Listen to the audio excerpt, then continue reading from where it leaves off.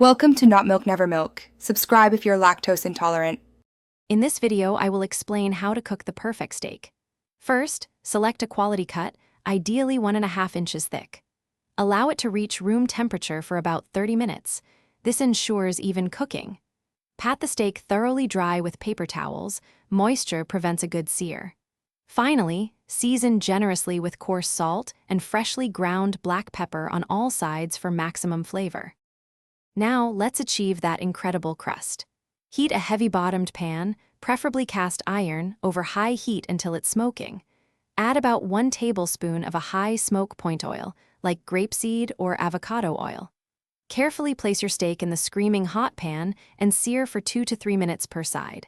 You're looking for a deep, golden brown crust to form.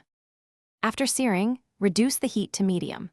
Add 1 tablespoon of butter, a few cloves of crushed garlic, and some fresh herbs like rosemary or thyme to the pan. Baste the steak continuously for 2 to 4 minutes, or until it reaches your desired doneness. Aim for 130 degrees Fahrenheit for a perfect medium rare. Crucially, rest the steak for 5 to 10 minutes before slicing. This allows the juices to redistribute. Finally, it's time to enjoy your masterpiece. Slice the steak against the grain into 1/2-inch thick pieces. This ensures maximum tenderness in every bite. Serve it immediately with your favorite accompaniments, whether that's roasted vegetables, mashed potatoes, or a fresh salad. You've just cooked a tender, juicy, and incredibly flavorful steak. Keep practicing, and you'll master this skill in no time.